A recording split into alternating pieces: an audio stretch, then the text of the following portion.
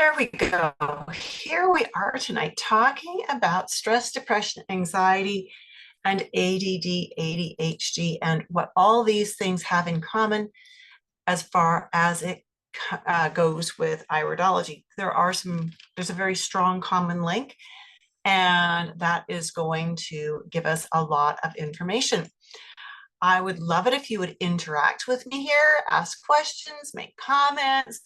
You'll find you get a whole lot more out of me if you do that. All right, quick introduction. My name is Judith Cobb. I got into holistic healing many years ago. I've actually been a holistic practitioner now for 45 years. And I got into holistic healing because I had health problems as a young adult. The doctors didn't seem to be able to give me any direction. And I finally decided, bag this.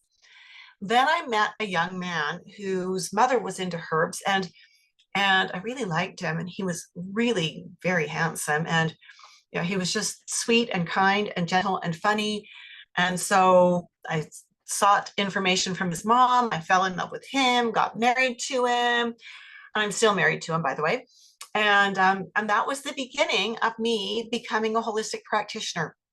I am a master herbalist, a natural nutrition clinical practitioner, and a certified level 3 iridology instructor. I often say that I got into herbs for love and stayed for the money. No, not really. I got into herbs for love and stayed because I love it. I love it. I love coaching and teaching clients. I love teaching health professionals. I had the distinct honor in 2022 of being named the IPA Instructor of the Year, which was just totally unexpected that they would give me such an honor. And these are my other credentials affiliated with the Canadian Association of Holistic Nutrition Professionals and the Canadian Association of Natural Nutritional Practitioners and the Alberta Herbalist Association. With all of those, I'm a professional member, which means that I have to provide proof that I'm keeping up with studies, that I'm keeping current. We've got to submit CEUs every year, and they get scrutinized. So I've really got to be on my toes and make sure I'm staying up to date on things. From one of my students, and then we're going to talk a bit about the upcoming course, and then we're going to dive into some iridology learning. Kimberly Zadalis, who's got more credentials behind her name than I can imagine, including she has a master's degree in something to do with radiology imaging. So she works in a medical clinic as an imager. And she also has training in Eastern philosophy, medicine, and just all kinds of things. She's got very well trained. She said this about the course: if you're wondering which iridology course to take, you can stop looking. You found it. Judith Cobb is an excellent instructor with many years of experience. She's a caring and compassionate person who is dedicated to the field of iridology and her students.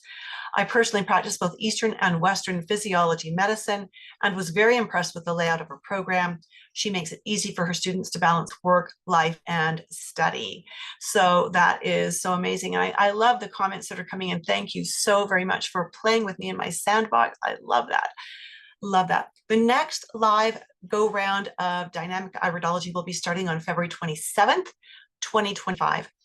If you have a college level anatomy and physiology course under your belt already, then you are eligible to meet with me on a Zoom call to talk about the course. Now, why do I say that? Why do I think you need to have, why do I set the bar?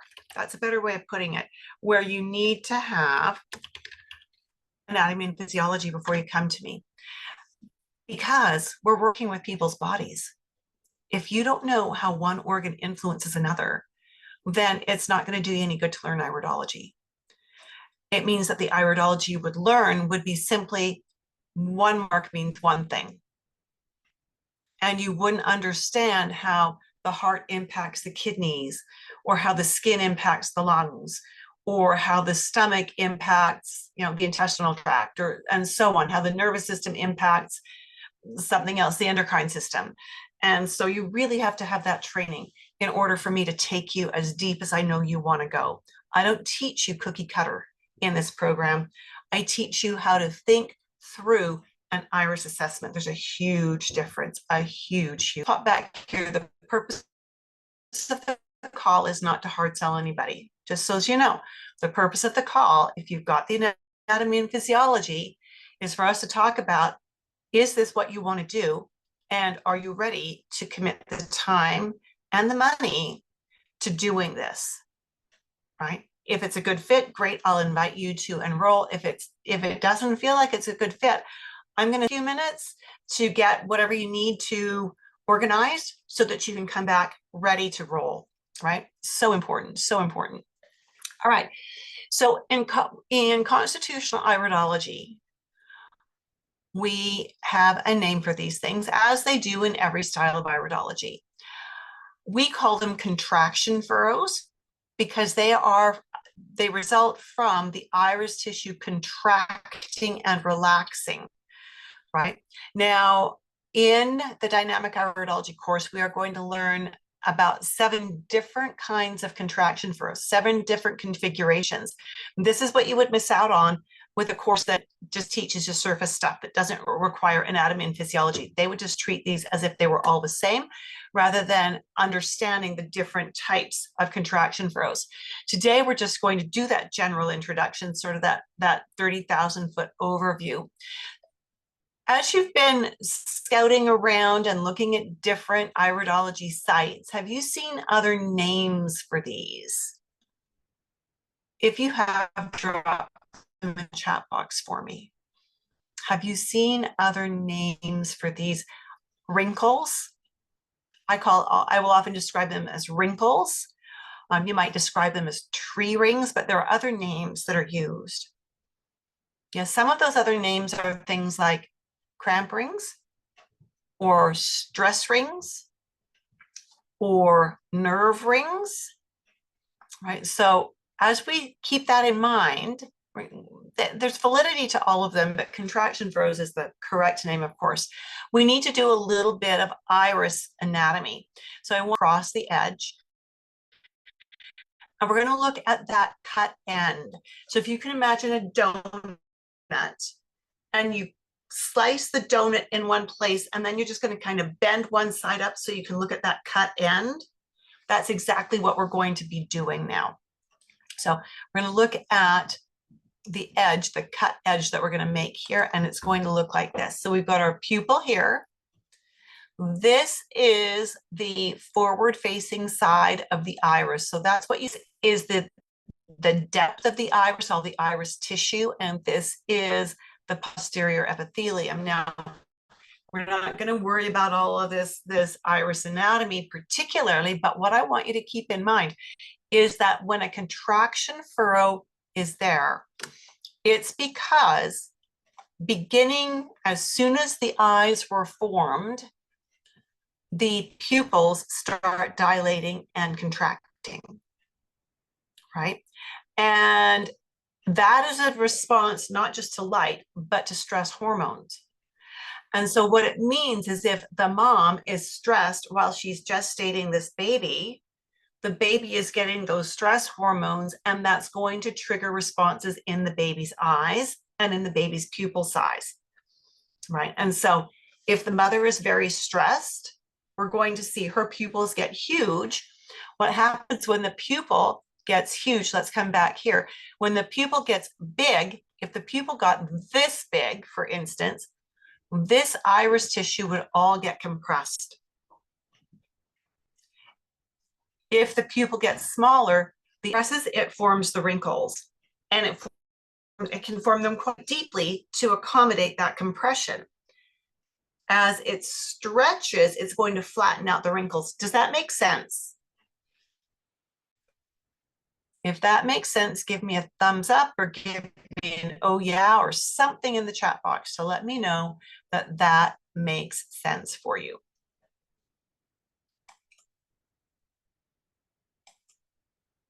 All right.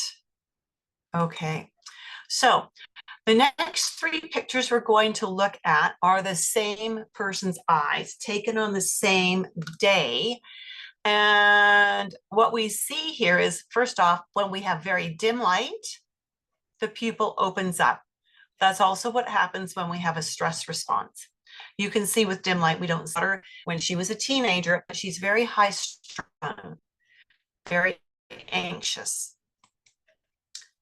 We add a little more light. Whoa, that's a different one. This is her eye still. Okay. So with more light, we've pulled that pupil down in size so we can see more of the detail. And of course, with more light, we can see more detail as well. You can not really see on here that we have contraction first. We've got little hints that there might be a tiny bit of contraction furrow happening. Now look what happens when we turn off one of the lights. Can you see all the contraction furrows she has? When we've got frontal lighting, it fills in all the crevices. When we turn off one light, now we're coming from the side, we're going to cast shadows, right?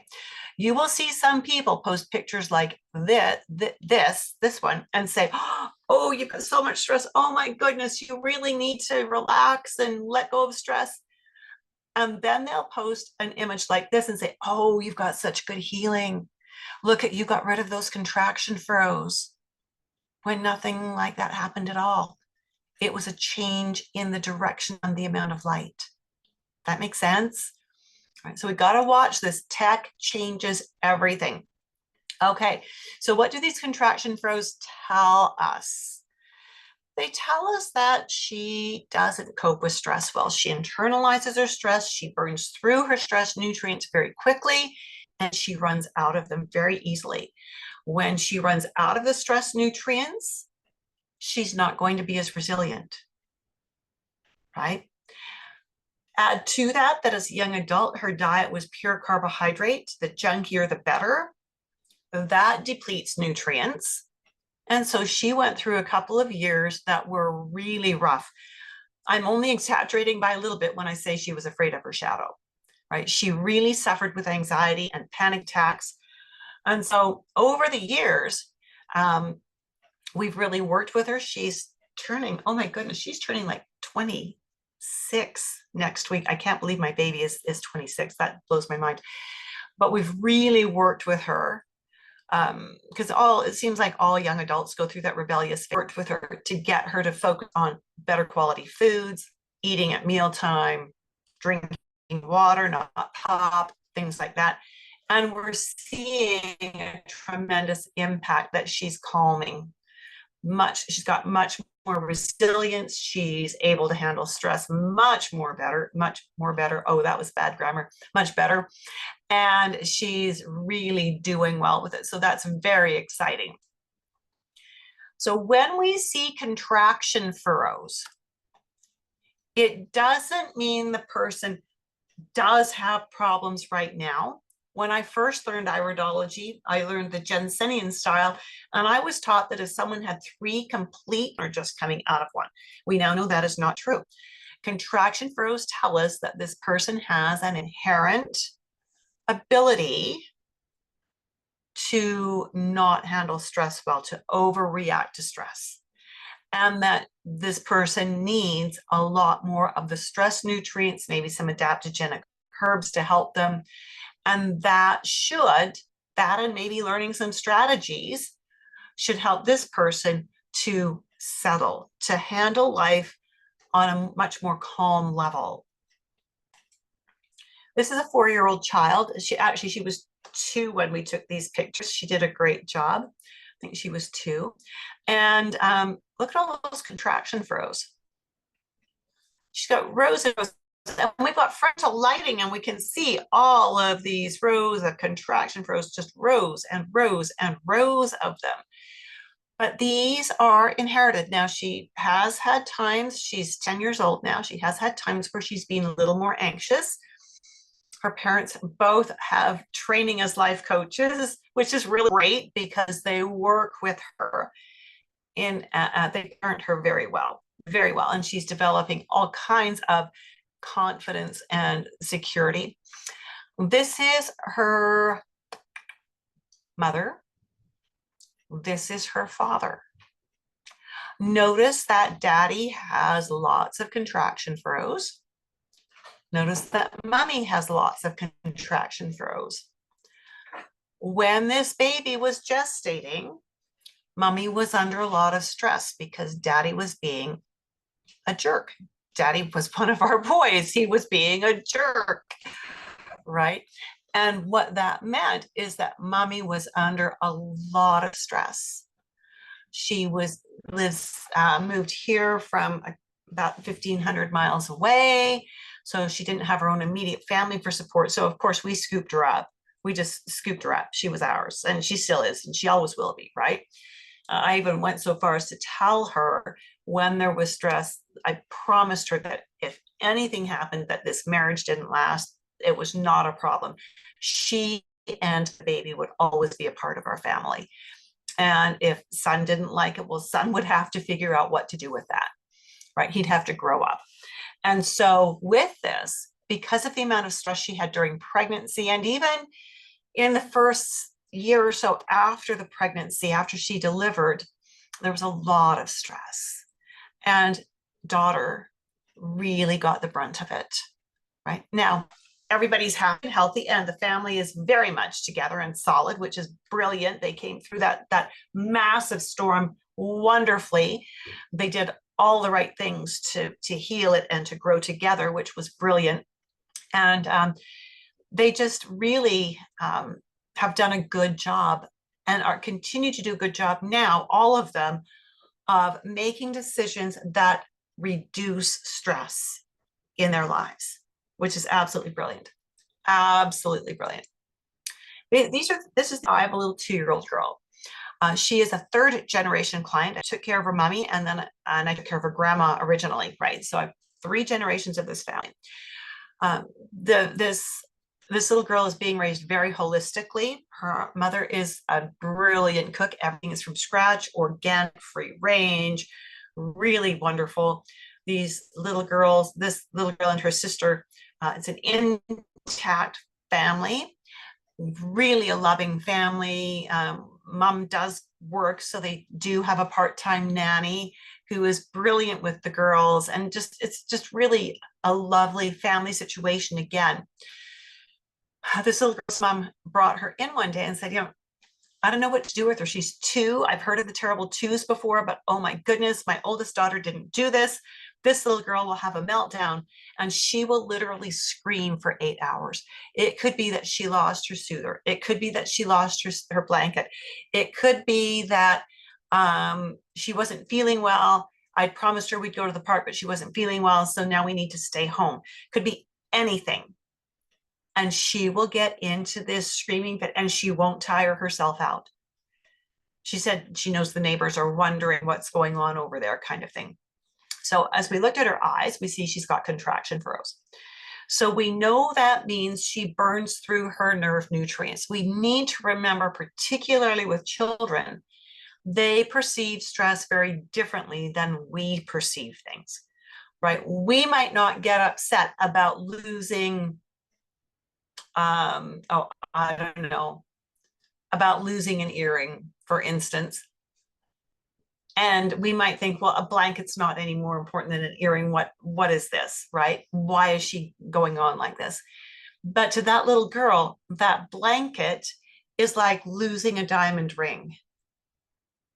As an adult, you might not cry for 8 hours, but you'd certainly be upset for at least 8 hours if you lost a beautiful diamond ring, right? Or if you lost something else that was very significant to you. And so we need to take that step back and realize that if a child is carrying on like that, it's because that's what they're perceiving. Something that's important to them has been taken away from their world. And so we talked about the diet. Now, again, the diet, really super clean, organic from scratch, really nicely done. This little girl loved fruit. She was eating fruit almost exclusively, and her mother thought, that's healthy, that's great. It's not candy, it's not junk food. And as I looked at the diet, I went, yeah, no, for her it is junk food. The sugars in the fruit, because of the quantity of fruit she's eating, you might as well give her a bowl full of white sugar and a spoon and just have her eat it. That's how it's hitting her body. That's how it's affecting her blood sugar levels. That's how it's affecting her nutrient levels. Fruits contain many vitamins and minerals, but they don't contain all vitamins and minerals in the quantities we need them in, especially in our climate, right? The climate we are in, fruit year round, to do copious amounts of fruit year round is not a smart idea, right? Fruit is cooling. That means it depletes the spleen, it depletes the immune system. So we don't want to do that in the winter when it's minus 30 or minus 40 outside. So as I spoke with this mom, I said, okay, we need to look at doing some things with diet.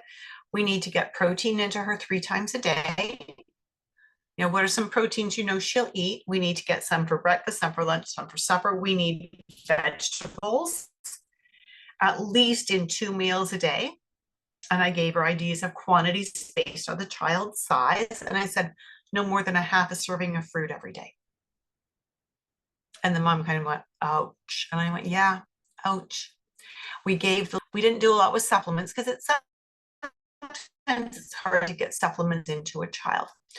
Interesting though, just for those dietary changes, noting that her eyes say she burns through things, she internalizes her stress. She burns through her nerve nutrients specifically, and she internalizes her stress. Noting that, the mom did radical dietary changes like instantly. They went home and it was like, done, in place, we're doing this. I got a call about a week later from the mom saying, oh my goodness, my little girl is back. She's so sweet. We can reason.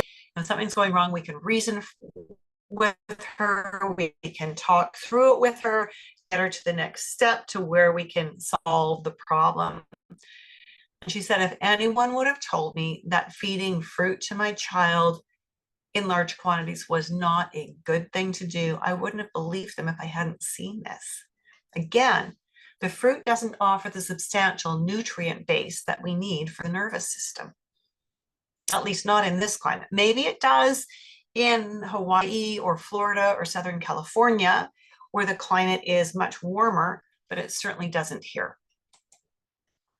Karen Choate is one of my certified course grads. She's an iridology, an IPA certified iridologist.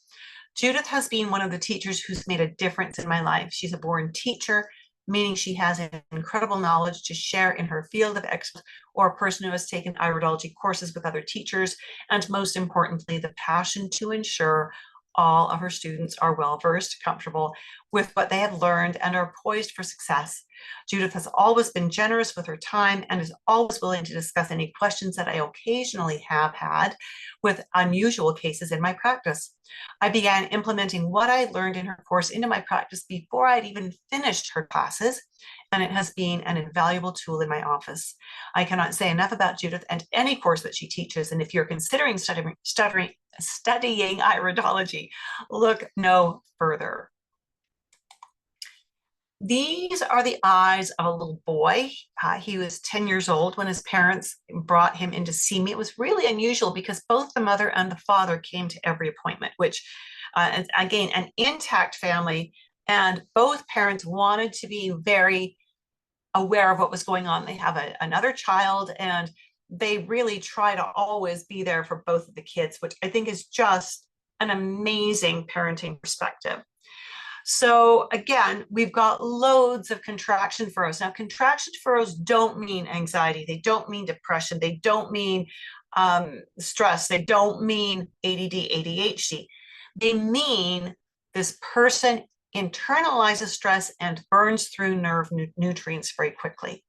Again, the placement of them, the shape of them, how they are gives us a lot more information than that. But for tonight's purposes, keeping it very high level here. So they brought their son in to see me because he had a diagnosis of ADHD, and they wanted to avoid using medications if they could. And I thoroughly supported them in that. You know, if I would never tell someone to quit a medication, but if we can find a holistic answer and the people are willing to not use a medication, at least to try things out, and as long as it's not a life-threatening situation, then I think that's brilliant. So they had not started a medication. They knew that Ritalin was on the boards as a possibility. So we talked about diet, and certainly breakfast was typically, I mean, there were 3 meals a day. This was good. Like there was breakfast, he takes his lunch to school, and there was an evening meal as a family. So this is good. This is really good. Breakfast was usually a boxed cereal with milk or Eggo waffles that you just pop in the toaster. Lunch was usually white bread, processed ham, processed cheese, a fruit roll up, a drinking box of some sort, but it wasn't usually even a juice. It was just flavored, colored, almost pop.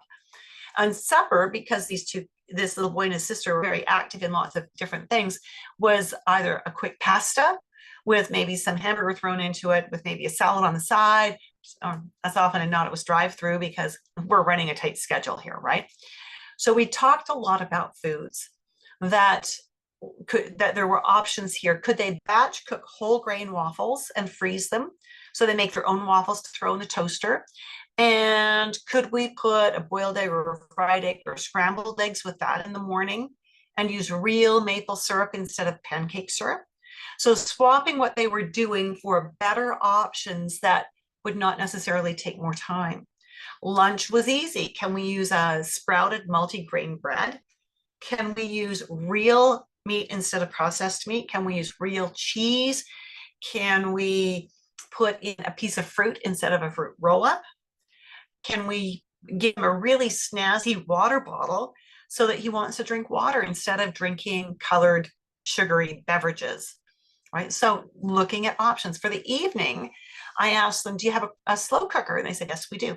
How often do you use it? Oh, almost never. Could you use it more often? Well, probably.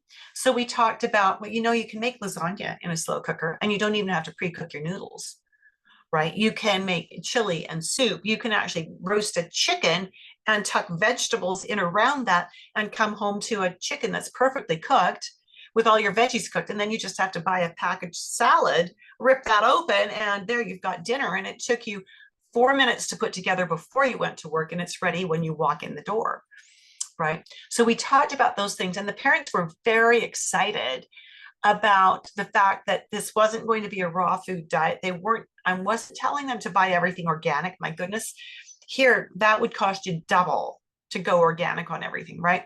I was just substituting nutritionless refined foods for more nutrition dense whole foods. And they could see that this was going to be pretty easy. So with this young man, we got that all sorted out. And then we recommended some supplements. We did omega-3, so good for the nervous system.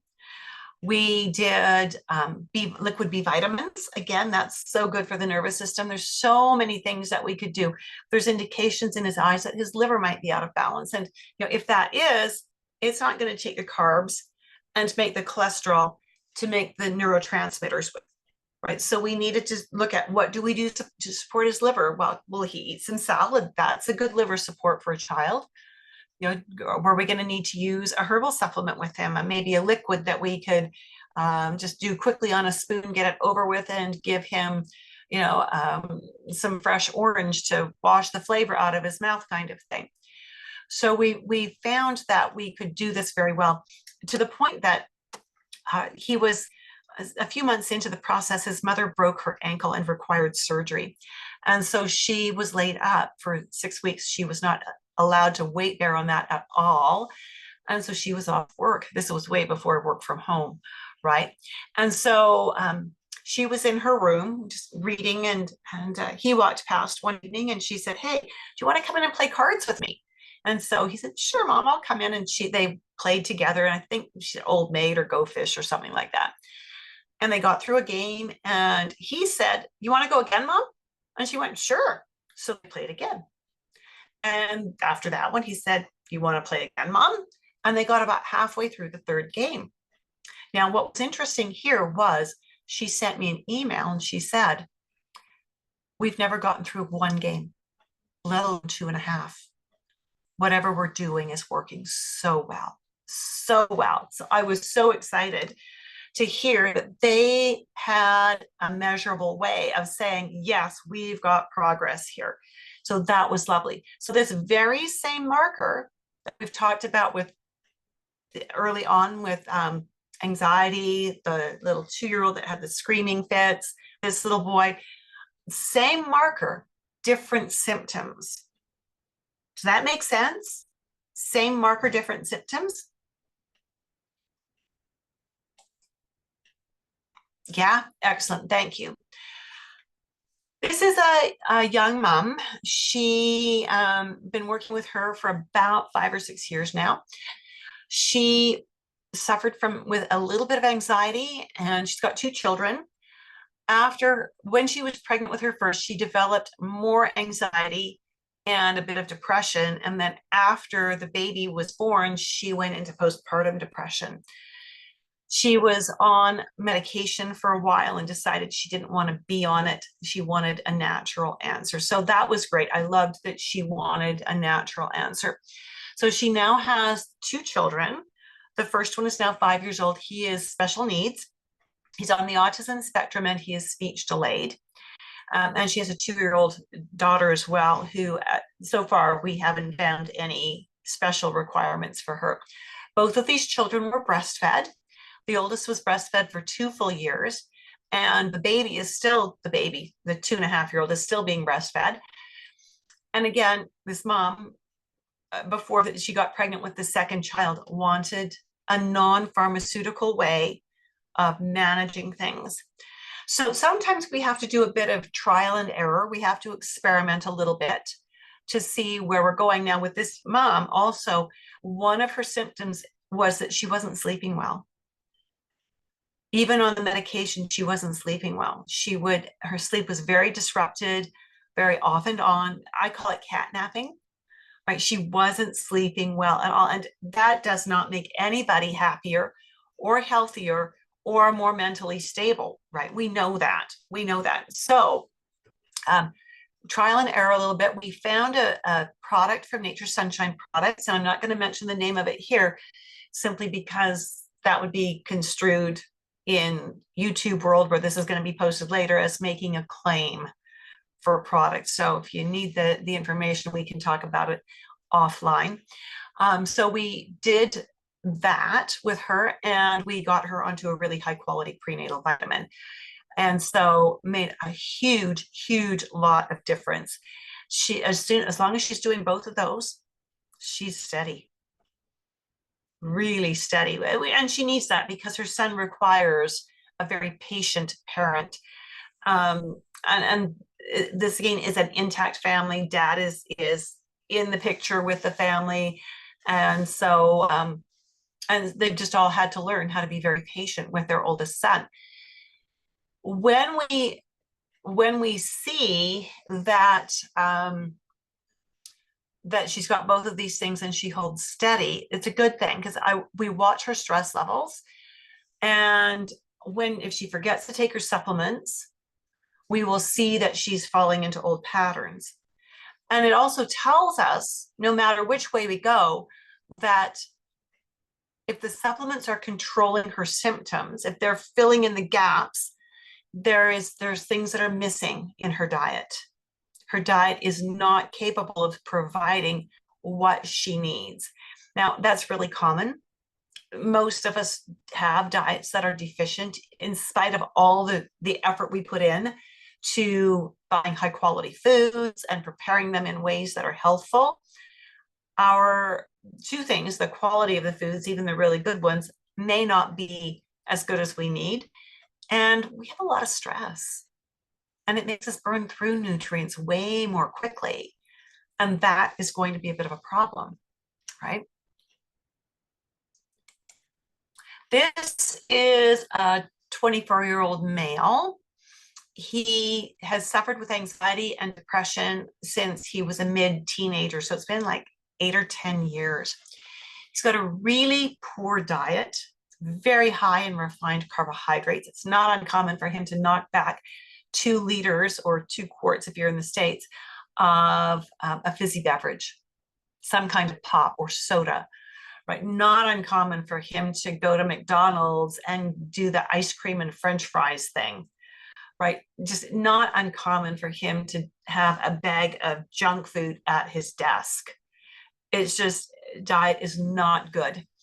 And so with that, we know that he is nutritionally depleted. He has a very sedentary lifestyle, does nothing that's physically active.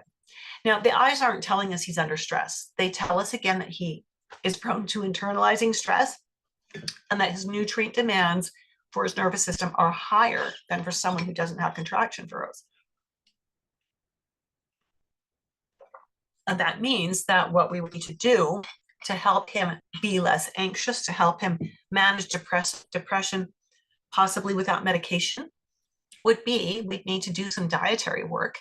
We'd need to get him to believe that he is worth eating better quality foods.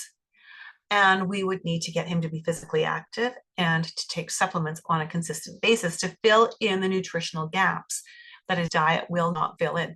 Part of the reason he won't do it is he's got very low self-esteem. His parents have not been kind to him ever. And so it's very difficult for him to think that he is worth having good food, which is very, very sad. So now that you've had an introduction to contraction furrows, and there is so much more that we can talk about with contraction furrows, and then can connect them to other body parts.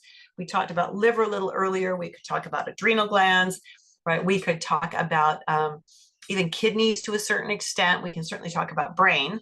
So there's a lot of other connections we could make here as well. And that's why we need the anatomy and physiology, right?